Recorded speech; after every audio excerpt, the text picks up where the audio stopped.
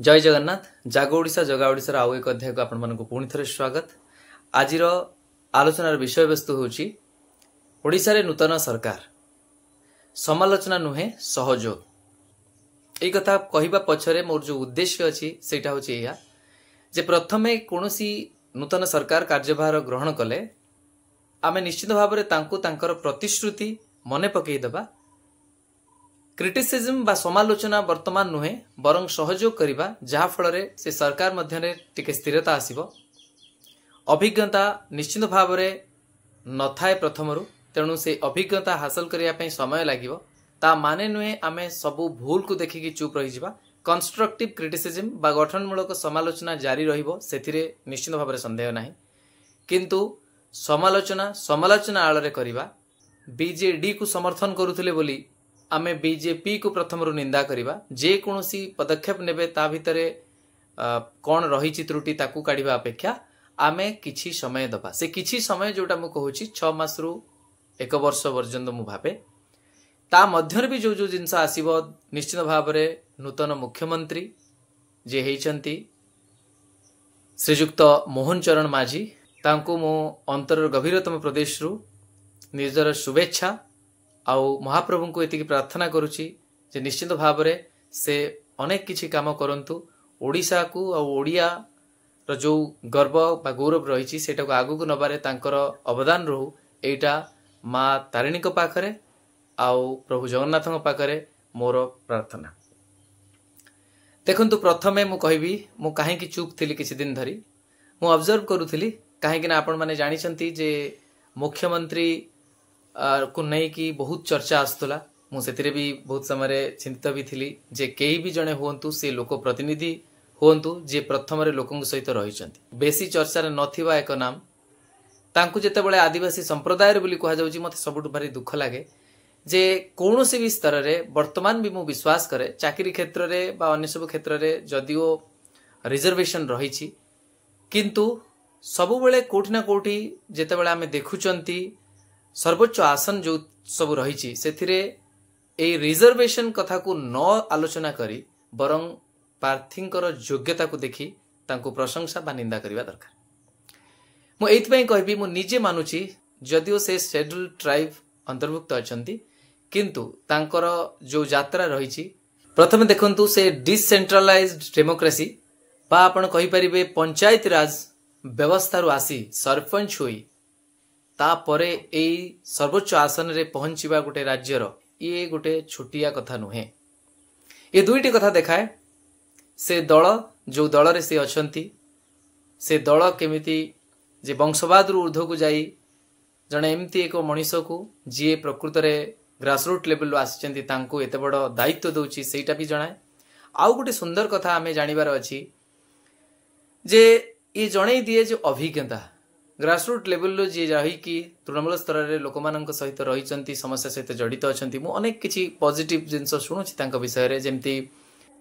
Illegal mining को लेकिन से चिंतित बा से सब विरोध करी आछंती बा अनेक जिनस निजे जड़े शिक्षक भी मध्य थिले शिशु मंदिर कहले मु सब बेले I have highest respect for that institution कहीं ना शिशु मंदिर देखंतु कोठी ना कोठी भित्तिभूमि रे अभाव थाए किंतु चरित्र गठन रे भल मनीष गठन रे ए पर्यंत आपण शुणिथिबे शिशु मंदिर सर्वोच्च स्थान हासिल करिछि। आ सेही भली स्थान रे जोठी गुरुजी गुरुमा जो परंपरा रही समस्तों को सेही सम्मान दबा सबुठ ऊर्ध्वरे जो कल्चरल एस्पेक्ट रही संस्कृति परंपरा को सब बेले गुरुत्व दउथुबा गोटे ऑर्गेनाइजेशन बा विद्यालय होची शिशु मंदिर। से देखंतु जड़े ऑटो ड्राइवर हुंतु बा जड़े गरीब व्यक्ति विशेष हुंतु तांका पाखरे जदि किछिटा भी पैसा अछि से रिलाय करंती सेही पैसा बा सेही पुंजी को लगेई तांको पिलांकु शिशु मंदिर रे पढ़ेबे किंतु सरकारी विद्यालय रे पढ़ांती नाही। ये जणै दिए जो विश्वास से ऑर्गेनाइजेशन ऊपर रही से ऑर्गेनाइजेशन रो जो निष्ठा रही व्यक्तित्व गठन रे ता सहित गोटे भल छात्र जेमती समाज रे उच्च प्रतिष्ठित हो पारिबो सबु प्रकार सुविधा सुजोग से अनुष्ठान जोगई दिए डिस्पाइट ऑल दी हार्डशिप जहाँ भी तांकर फाइनेंशियल कंस्ट्रेंट भी थाए देखंतु आपण निजे भी जानिचंती